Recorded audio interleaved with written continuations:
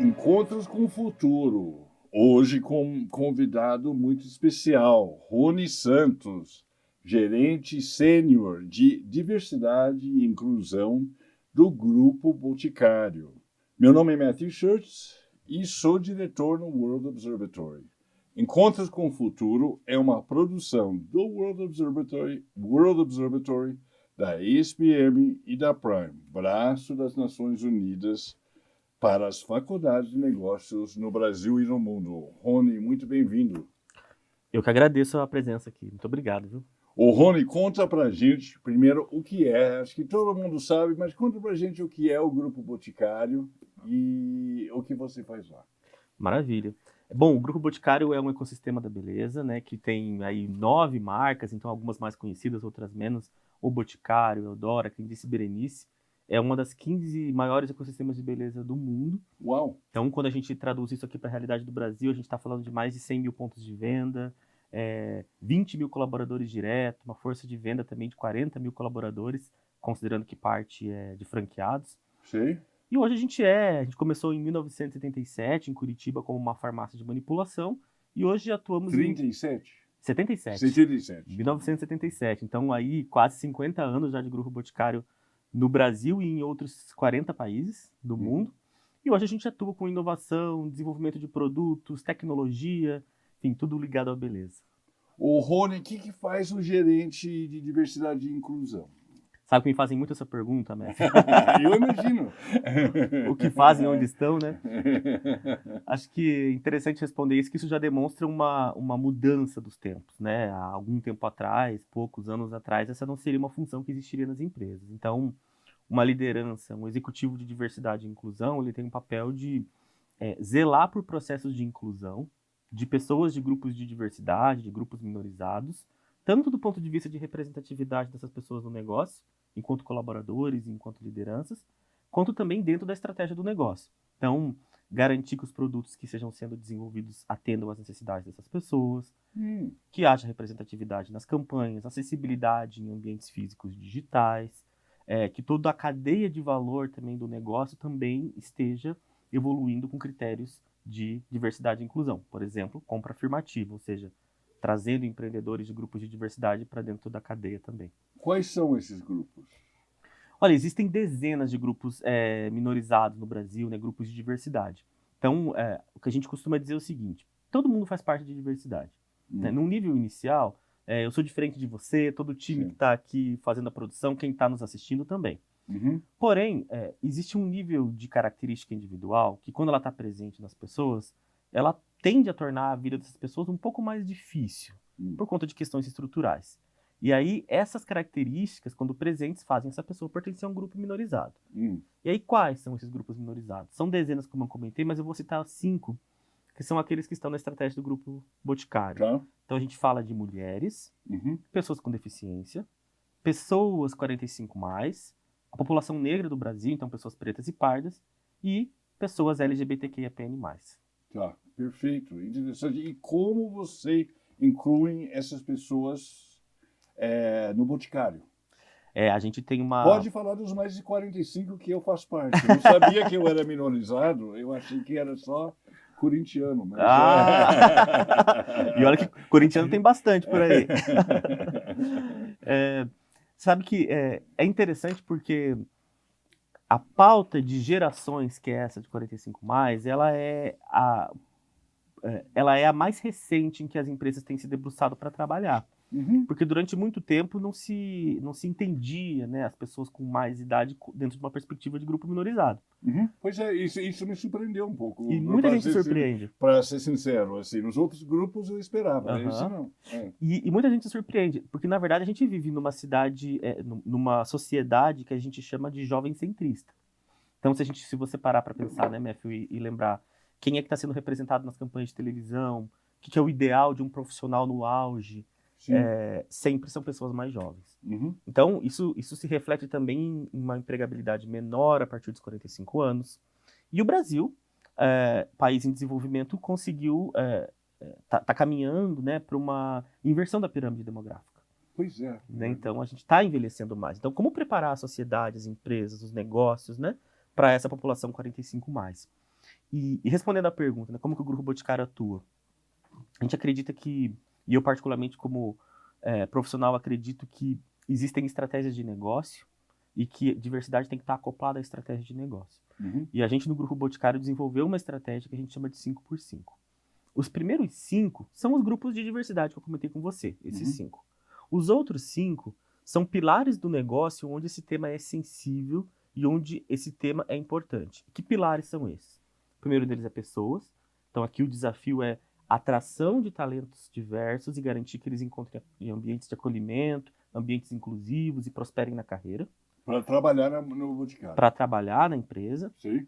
Então, esse é o pilar de pessoas. O segundo pilar é o pilar de produtos. Então, como que a gente desenvolve produtos que atendam às necessidades das pessoas diversas e também como que a gente co-desenvolve, ou seja, traz consumidores diversos para co-desenvolverem esses produtos, em termos de acessibilidade, em termos de diferentes tipos de cabelo, diferentes tipos de tom de pele, lembrando que é uma empresa do setor de beleza, né? Sim. O terceiro pilar é comunicação. Então, aqui é como que a comunicação ela tem a acessibilidade correta para chegar a todos os públicos e como que a reprodução das pessoas ela é uma reprodução sem estereótipos, sem vieses e que também represente a diversidade da população brasileira. O quarto pilar é cadeia de valor, e esse daria um podcast por si, porque aí aqui a gente está entrando no ecossistema mais a fundo, né? Então, como que eu olho para a minha rede de fornecedores e estimulo que eles se desenvolvam também.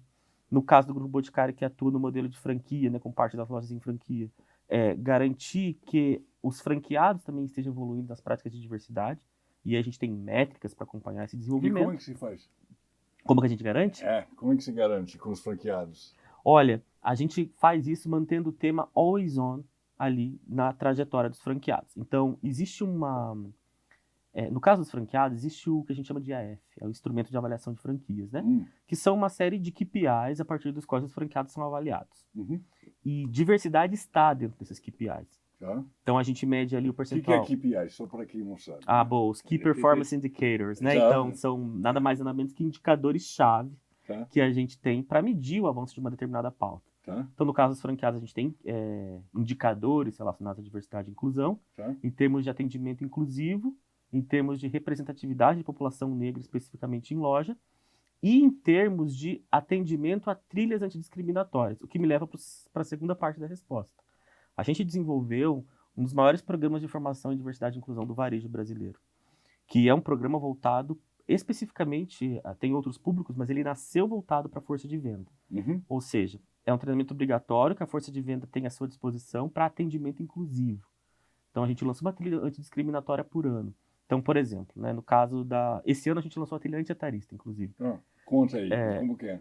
Aqui como que a gente garante que o atendimento é inclusivo quando a pessoa 45+ entrar na loja? Sim. Quais estereótipos de idade eu não posso repetir? Né? O ser velho demais para aquilo, ser novo demais para aquilo. Oferecer um determinado produto para determinada idade versus para outra idade não. Entender o potencial de consumo dessa população também, a gente chama de economia prateada, né? Em alusão aos cabelos prateados aí que você apresenta. Não nego. E é muito legal. Bem mais que 45. Exato. E é legal que você vive bem o 45+, né? Mesmo estando mais para frente da idade. É isso que a gente quer. Que as pessoas se sintam empoderadas na idade que elas têm. Então, quando eu entro na loja, o que acontece comigo? A ideia é que o consumidor diverso entre na loja, ele tenha um atendimento inclusivo, que não reproduza estereótipos, que ele possa se sentir bem ali naquele ambiente. Sim. E que os rótulos fiquem para os produtos, não para as pessoas. Então, que o consumidor diverso se sinta à vontade para ter acesso a toda aquela loja, a toda aquela gama de produtos de beleza. E não que a gente distingua a partir da idade, especificamente aqui no caso, por exemplo, né? A gente tem perfumes que são mais consumidos pela população jovem, Egeu. O que não significa que esse produto não é um produto que possa ser utilizado por uma pessoa 45+, 50+, 60+. Sim. São estereótipos de idade que a gente carrega. Você tem produtos mais especificamente para negros? A gente tem, sim. Por exemplo, quando a gente fala de cabelo, né, que é uma categoria, né? Claro. Aí aqui eu vou falar de população negra, mas lembrando que também uma parte da população branca se encaixa aqui, ou uma parte da população não negra. O cabelo negro ele tem especificidades, né? Por exemplo, quando a gente fala dos tipos de cabelo, tem com relação à curvatura, a gente tem um grade que vai do 3ABC, do 2ABC ao 3ABC ao 4ABC, de acordo com o tipo de curvatura. Então, por exemplo, eu sou um 4A. Uma pessoa que tem um cabelo mais crespo vai ser 4B ou 4C, um cabelo mais cacheado vai estar ali no range do 3 e um cabelo mais ondulado no 2. A gente desenvolveu Não tinha a menor ideia disso. Eu sou qual? Ah, a gente tem que fazer um teste aí. O seu cabelo é liso? O seu cabelo é liso? Sim. Ah, então você deve estar ali um pouquinho... Você deve estar no... Seria um alguma coisa, né? Alguma coisa, tá bom. Porque os cabelos cacheados, ondulados e crespos começam no 2A. Tá bom. E terminam lá no 4C, né? Tá bom. Então a gente desenvolveu produtos para esses tipos de cabelo, né? Em termos de nutrição, em termos de textura, em termos de curvatura. Esse é um exemplo. Se a gente for para maquiagem, a mesma coisa. Né? Existem diferentes tons de pele da população brasileira. Então a gente tem que desenvolver produtos que atendam a esses tons de pele também. Sim. Então sim, a gente olha para o consumidor negro como olhamos para todos os consumidores, entendendo as especificidades de cada um. Sim. E para a turma LGBT? Tem produtos específicos ou não? A gente não tem hoje produtos específicos para a comunidade LGBTQIAPN+. Entendendo que essa comunidade, da qual eu faço parte, inclusive, né, utiliza produtos que são pensados para toda a população. Né? É igual. São produtos pensados de maneira geral. No passado, a gente teve algumas ações interessantes de produzir produtos comemorativos em alusão, né, ao mês do orgulho LGBTQIAPN+, Sim. Onde parte da renda desses produtos era revertida para ONGs que atuavam com a população trans, Tá. né, e garantindo que, e aí fechando aqueles 5 pilares que eu comentava, que eu falei de 4, o pilar de impacto social, que é como que a gente reverte também em questões relacionadas ao avanço da pauta na sociedade, as nossas estratégias de negócio. Sim. Fala um pouco disso, dessa pauta social para mim. Como é que vocês se empenham nessa área? Isso é muito legal, né? O Grupo Boticário em si, a gente tem... e isso é interessante porque talvez seja um protagonismo do grupo aqui. Existe uma diretoria de ESG, né? Então, que cuida da agenda ambiental, social e de governança desses temas. Isso é um comitê dentro da empresa. É uma diretoria. Tá. Existe um conselho também, que reporta no nível máximo, e existe a diretoria. Tá. E essa diretoria, ela tem 4 verticais, ou seja, 4 times. Existe um time que toca toda a área ambiental, então a sustentabilidade, logística reversa, toda essa parte. Existe um time que toca a governança desses temas dentro do negócio. Um time que cuida de diversidade, que é o time que hoje eu estou como responsável. Você que dirige, eu como gerente sênior. Exatamente. E existe um time de impacto social. Tá. Então, por exemplo, uma das ações de impacto social do Grupo Boticário que eu tenho muito carinho, inclusive, é o Programa Empreendedoras da Beleza, que oferece todos os anos uma série de formações para pessoas interessadas na área da beleza, para que essas pessoas possam ter uma segunda renda ou mesmo uma renda principal atuando dentro da área da beleza. Então tem curso de manicure, tem cursos voltados para cabelo, tem um curso chamado CRIA, que é um curso muito interessante, que é preparar pessoas para serem influenciadoras digitais atuando no mercado da beleza. Olha só. O que isso é muito legal. Olha só, como faz isso? Inclusive tem que fazer a trilha, ó. Esse é um tema bem legal. Você faz a trilha e você se lança na internet, é isso? Exatamente. E por que CRIA, né? CRIA é um termo que é utilizado nas comunidades de todo o país, né? Eu não sabia. É um termo bem bacana, assim, eu sou CRIA da comunidade tal. Sim. Sou CRIA de tal lugar. Sim, ok. E a gente fez uma brincadeira entre o CRIA da comunidade e o CRIA de criador de conteúdo. Então essa formação ela é bem rápida e ali você vai aprender como se posicionar diante da câmera, como fazer uma seleção de conteúdos, quais temas abordar. E isso também é potencialmente geração de renda, né? Muitas pessoas mudaram a realidade da família sendo influenciadoras digitais, né? Sim. E vocês contratam influenciadores digitais? O Grupo Boticário contrata muitos influenciadores digitais. Muitos, né? Então, porque hoje boa parte da conversa social que acontece nas redes sociais, né? Sim. Então, muito passa por isso. Então, a gente sempre, enquanto grupo, em todas as marcas, está contratando influenciadores digitais das mais diferentes áreas para nos apoiar nas conversas, nos lançamentos e mesmo no co-desenvolvimento. Né? Então, por exemplo, eu comentava sobre a gente tem linhas de produtos voltados para cabelos cacheados, ondulados e crespos. Como que a gente desenvolve essas linhas? A gente pode desenvolver com o apoio de influenciadores, mas a gente lançou, há 2 anos atrás, a Comunidade Beleza Livre, que é o quê? É uma comunidade que utiliza tecnologia, então uma comunidade online, com 2.000 consumidores do Brasil inteiro, desses diferentes grupos de diversidade, que atuam com a gente no processo de desenvolvimento de produto nas mais diferentes etapas.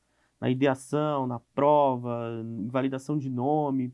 E aí assim a gente tem esse consumidor próximo da gente, desenvolvendo esses produtos, para que lá no final, quando esse produto chegue na loja, ele seja um produto que de fato represente e atenda às necessidades daquelas pessoas.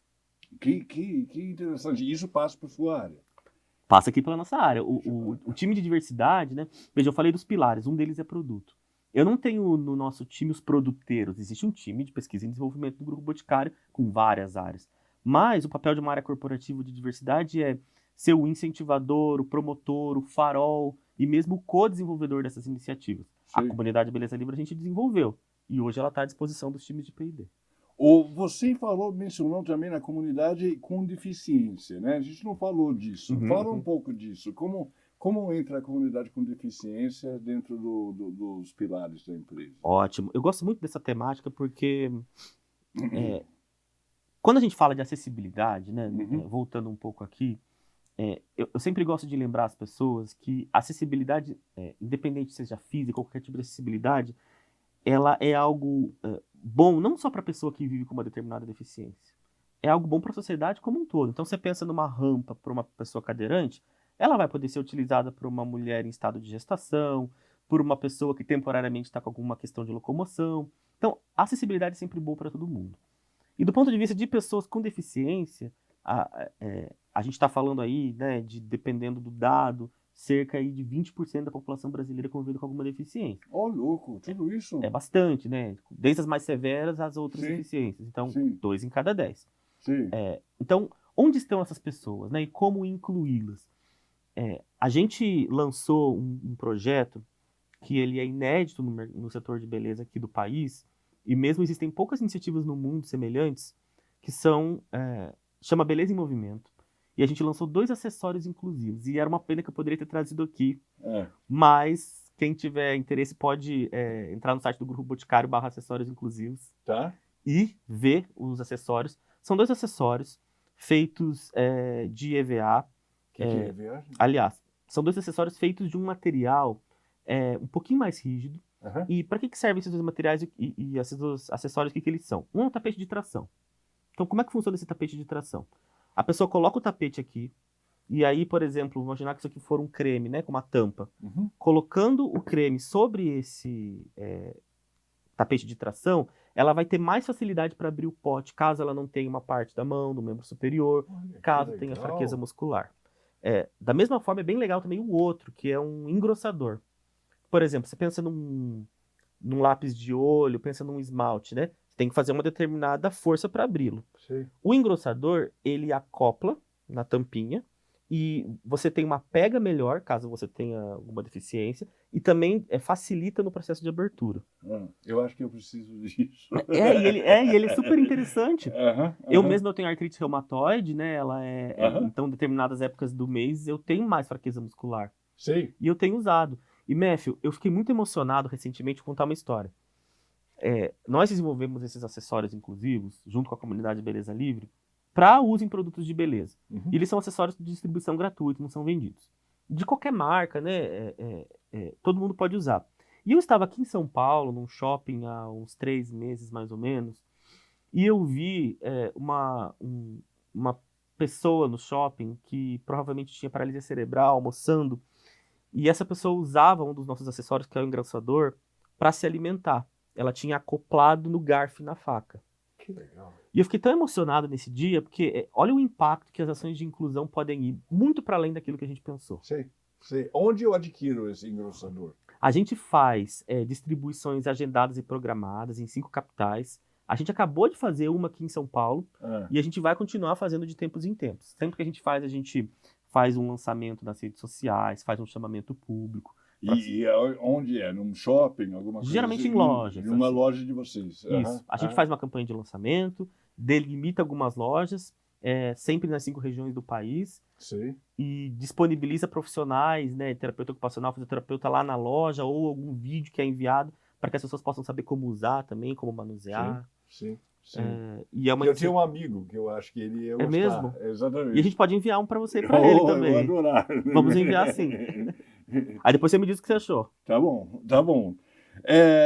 Sensacional. E você usa tecnologia de dados para promover a inclusão? Dados é a base do trabalho de diversidade e inclusão. Sempre. Então, por exemplo, quando eu falo da perspectiva de pessoas, né? Como que eu vou entender, né? A gente está falando de percentuais de representatividade dos grupos de diversidade no quadro de colaboradores. Só aí eu estou falando de dado. Tá. E a gente tem dados que nos indicam sempre, né, dentro de um sistema de gestão de dados robusto, como que está o desempenho dos grupos de diversidade versus os grupos de não diversidade, como que está o turnover, como que está o absenteísmo. Se a gente identifica um delta muito alto, aí a gente conversa com a área específica, desenvolve algum produto de diversidade específico, talvez um programa de mentoria, talvez um programa de apadrinhamento, talvez algum programa de formação específico, mas para a gente desenvolver os produtos, a gente tem que olhar para os dados. E eu sou professor de MBA de Diversidade e Inclusão, justamente da disciplina de métricas em Diversidade e Inclusão. Olha só. Então eu sou um apaixonado por indicadores.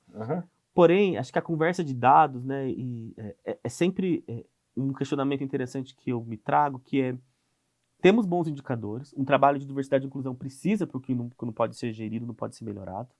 E para ser gerido precisa de dados, né? Porém, existe um tipo de dado que a gente não encontra, que é a dimensão humana, né?